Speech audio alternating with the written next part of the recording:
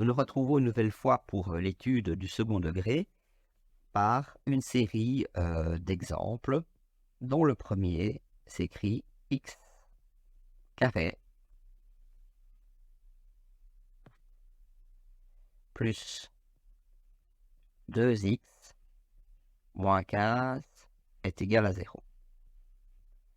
Alors, ce que je peux vous proposer, ce n'est pas du tout une obligation, c'est lorsque vous avez une équation, c'est de commencer par écrire les différentes valeurs des coefficients devant x carré, x et puis le terme indépendant.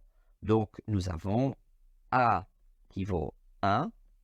Déjà, celui-là, il est intéressant parce que je sais que lorsque je vais factoriser 1 fois n'importe quoi, eh bien, c'est n'importe quoi, le 1, il va pas falloir le noter. J'ai le b qui vaut 2 et j'ai le c qui vaut moins 15. Alors attention, quand j'écris ça, j'ai bien fait attention que l'ordre de mon équation soit respecté. Il faut bien que le a corresponde bien en termes des x carrés, etc. etc.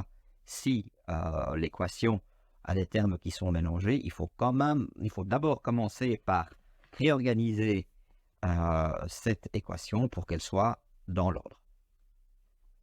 Alors, qu'une fois qu'on a une équation de second degré, il faut se poser deux questions. La première, c'est est-ce qu'il y a moyen de simplifier cette équation par une première factorisation, c'est-à-dire faire une mise en évidence. Là, il n'y a rien de commun dans les trois termes, donc ça ne marche pas, on oublie. Deuxième chose qu'il faut regarder, c'est est-ce qu'on a affaire à un produit remarquable. Ce n'est pas le cas, donc, puisque c'est ni l'un ni l'autre, on peut procéder directement au calcul du delta. Donc, le delta est égal à b carré moins 4ac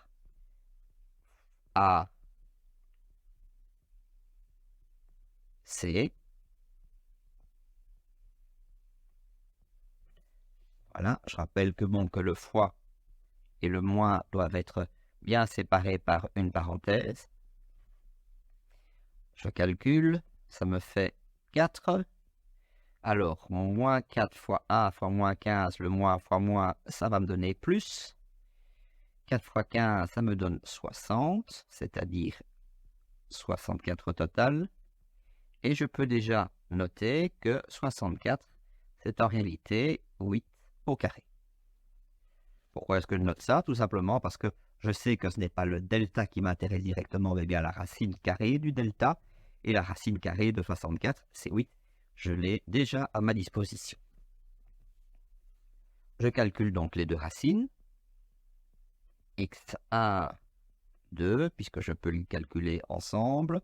C'est donc moins b, donc moins 2, plus ou moins la racine carrée de delta qui vaut 8, le tout divisé par 2a, c'est-à-dire 2 fois 1, ce qui me donne 2.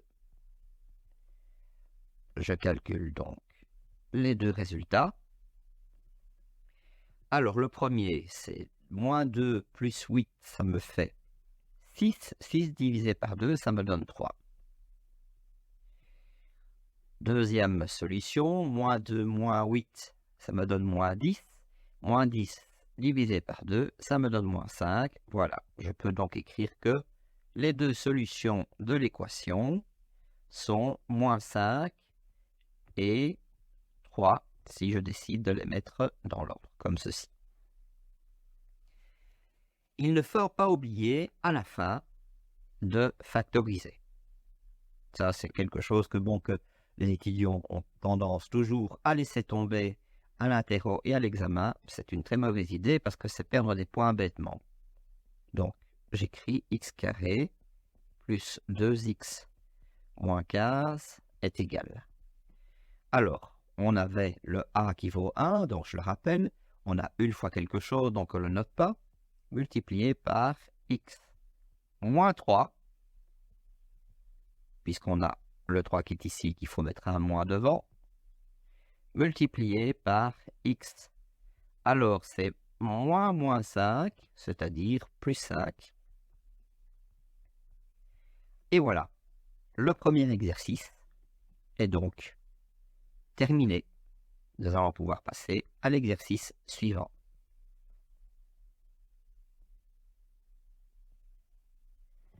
L'exercice suivant va être un petit peu du même type. Cette fois-ci, on ne va pas avoir un A qui vaut 1. En tout cas, pas dans l'immédiat. Ça me donne 2x carré moins 10x plus 12 est égal à 0. Voilà, premier exercice. Donc, j'ai A qui vaut 2, B qui vaut moins 10 et C qui est égal à 12. Donc, je laisse ça sur le côté. Je vois clairement que je peux déjà commencer par factoriser. On peut tout mettre en évidence en mettant un facteur 2. Tout est divisible par 2. Je vais jouer le jeu de celui qui ne l'a pas vu pour montrer que l'on fasse la méthode de delta directement, qu'on la fasse après, eh bien, inévitablement, on va tomber la même chose. C'est pour ça que je vais parler de premier exercice, puisque cet exercice, je vais le faire en 2 fois. Donc, je vais commencer directement par calculer le delta, en jouant à celui qui n'a pas vu qu'il y avait moyen de pouvoir mettre 2 en évidence. Ça va donc me donner b carré, donc moins 10 au carré, ça me donne 100, moins 4 a c, ce qui me donne donc 100, moins 96, ce qui me donne 4. Et 4, donc, je sais que c'est 2 au carré. Je calcule les racines. X1, 2, c'est donc moins B, moins 10, ça me fait donc 10, plus ou moins la racine carrée de delta, plus ou moins 2, le tout divisé par 2, mais fois 2. 2 fois 2, ça me donne donc 4. Et je peux trouver les deux réponses. Alors, 10 plus 2, ça me fait 12. 12 divisé par 4, ça me donne 3. Voilà une première réponse. Deuxième réponse. 10 moins 2, ça me fait 8. 8 divisé par 4, ça me donne 2. Voilà, j'ai donc mes deux réponses. J'ai 3 et j'ai 2. J'ai 2 solutions. 2, 3, comme vous voulez. Bien, maintenant que j'ai fait ça, je peux factoriser en disant que, bon, que j'ai 2x carré moins 10x plus 12 est égal à... Alors, d'abord, je dois mettre le A. Donc, j'écris 2 multiplié par x moins 3 fois x moins 2, ou x moins 2 fois x moins 3. C'est pareil, ça ne change pas. Et donc, la factorisation est terminée. Alors, je viens de vous dire que je n'étais pas tout à fait d'accord avec cette méthode, puisque j'avais déjà vu préalablement qu'il y avait possibilité de pouvoir mettre 2 en évidence. Donc, avant de faire la factorisation finale, je commence par mettre 2 en évidence devant x carré moins 5x plus 6. Et le tout est égal à 0. Voilà. Bien, maintenant je peux faire le calcul du delta. Mais ce qui va m'intéresser, ce n'est plus le 2 qui se trouve ici, mais au contraire uniquement ce qui se trouve dans la parenthèse. Car c'est le contenu de cette parenthèse qui est égal à 0. 2 ne peut pas être égal à 0. Donc, c'est bien x carré moins 5x plus 6 qui est égal à 0. Donc, je peux écrire que A, cette fois-ci, vaut 1, puisque ça a été mis en évidence. B, il devient moins 5, et C est égal à 6. Et ça n'est pas un produit remarquable.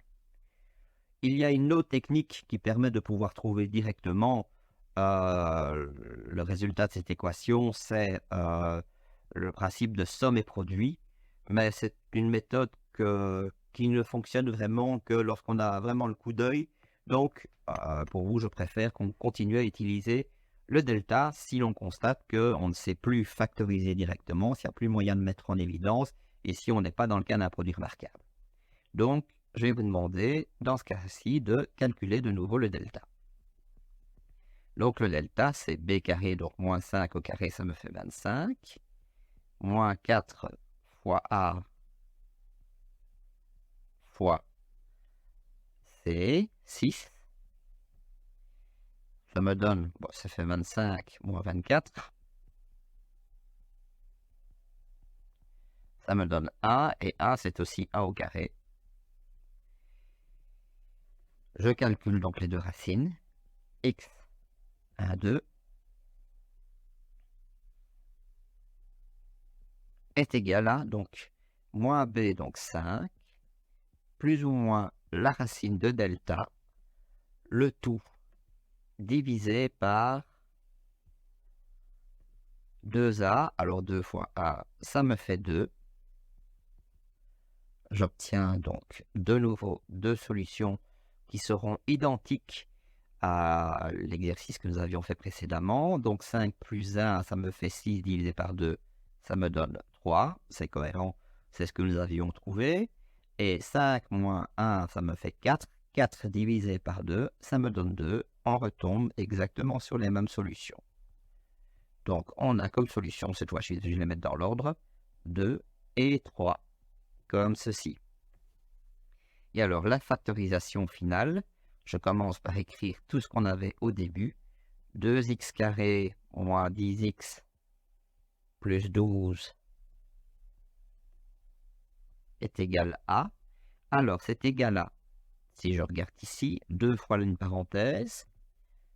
Donc 2 fois la parenthèse qui vient d'être résolue, que l'on peut factoriser par x-3 fois x-2, c'est-à-dire la même chose que ce que nous avions trouvé précédemment. Exercice suivant.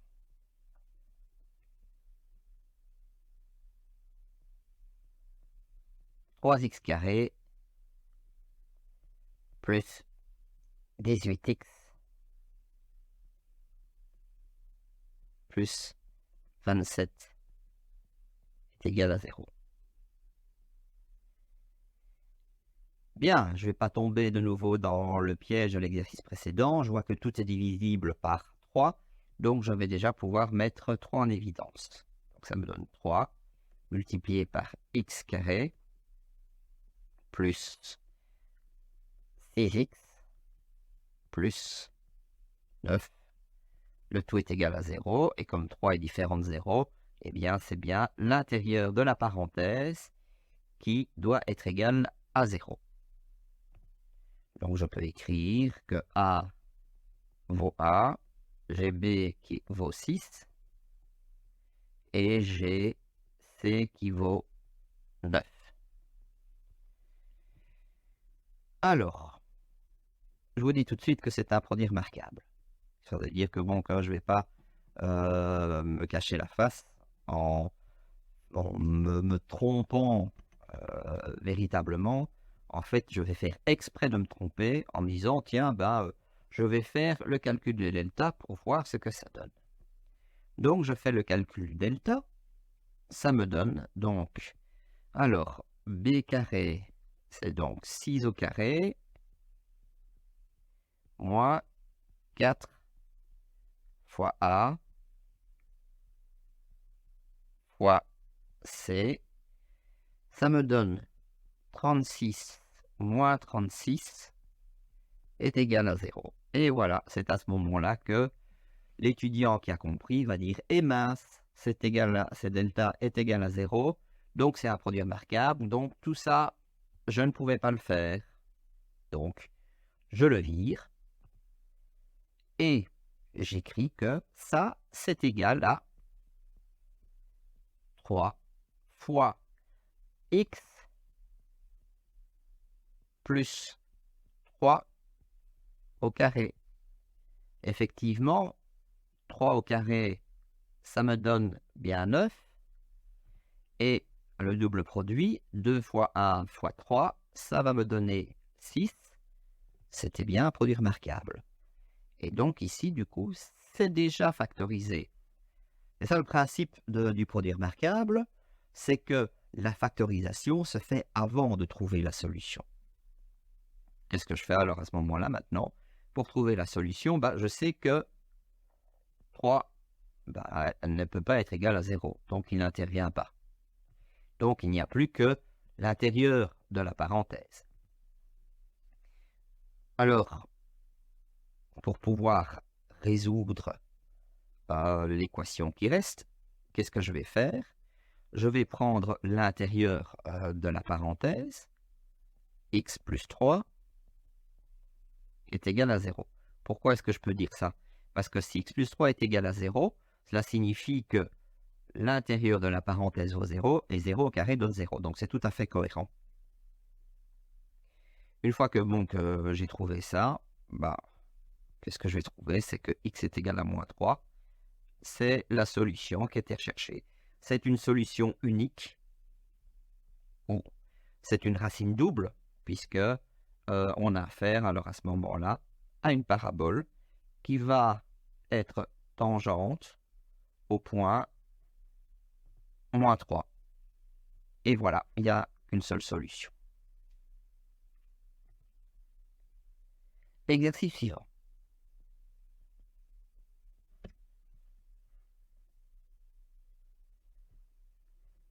Je vais prendre un grand classique, x carré plus x plus a égale 0. Là, c'est clair que ce n'est pas un produit remarquable. Ça aurait été le cas si c'était x carré plus 2x plus 1. Ce n'en est pas un. Il n'y a rien à mettre en évidence, donc je procède comme d'habitude. A vaut A, mais B aussi, et C aussi.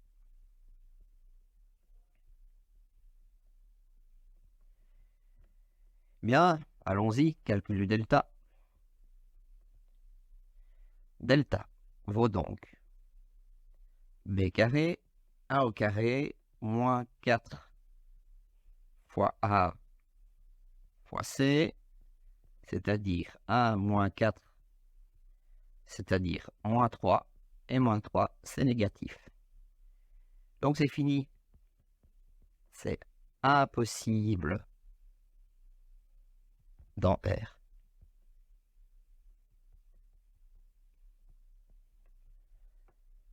Solution. Solution, c'est l'ensemble vide. Exercice suivant. 2x carré moins 4x est égal à 0. Ah.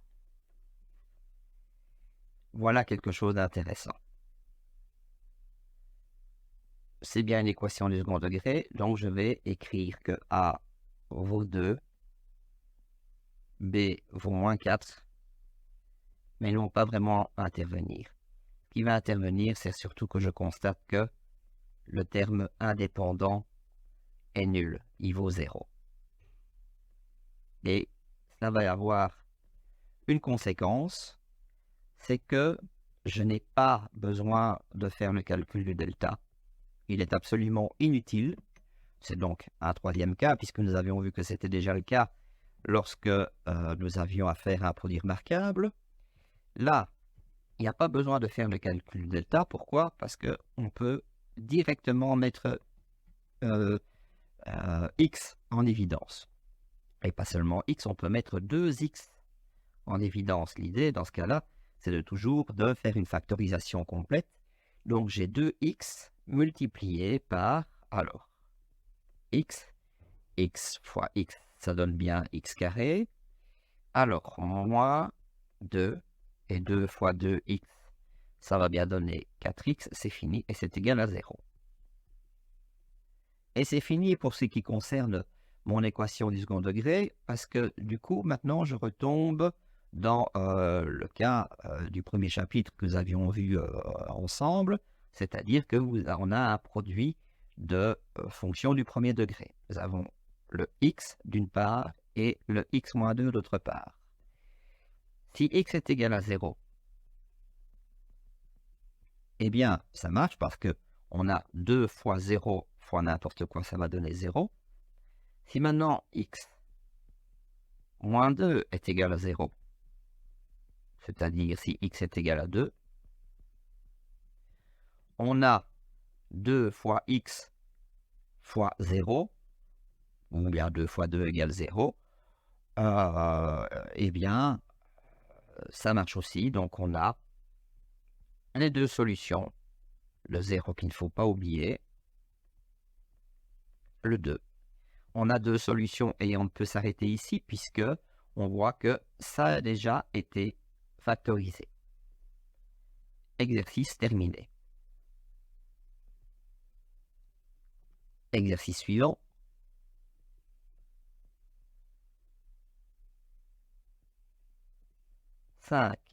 X carré moins 5 est égal à 0. Rebelote, nous retombons sur quelque chose d'assez spécial. On a A qui vaut 5, B qui est égal à 0, c'est lui qui va nous intéresser, et C qui vaut moins 5. Donc là également, par le fait qu'il n'y ait pas de terme en X,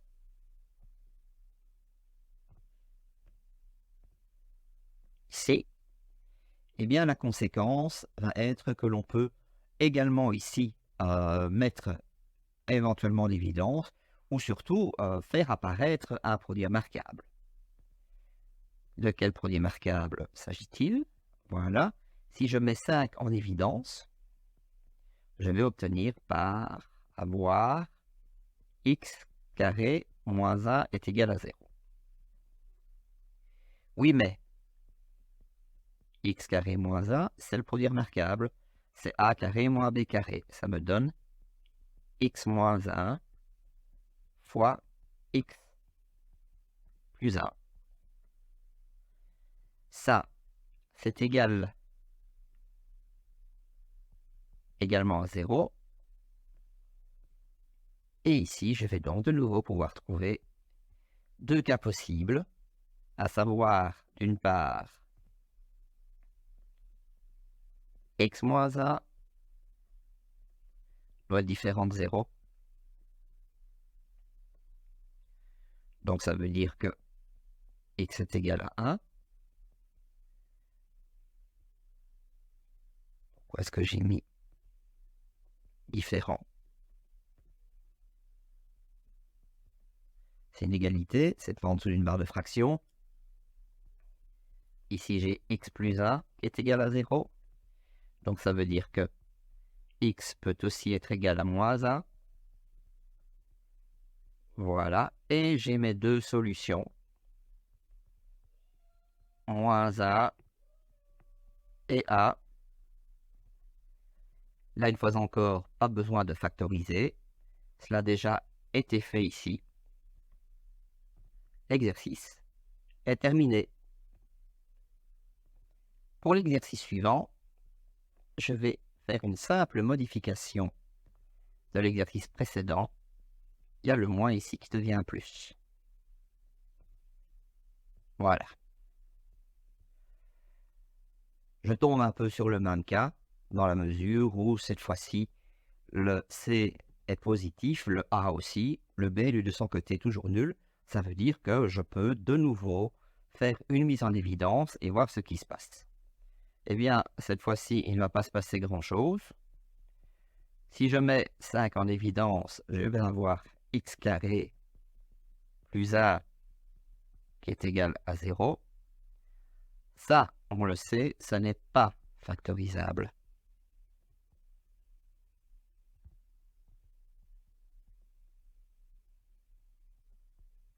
Mais pas du tout. Conséquence, pour ce qui est de la factorisation, on va s'arrêter là et on ne sait pas continuer. Si on faisait le calcul du delta, on tomberait sur un delta négatif. Il n'y a pas de solution dans R. Ou impossible dans R. Comme on veut. Et donc, la solution, c'est l'ensemble vide. Fin de cette vidéo.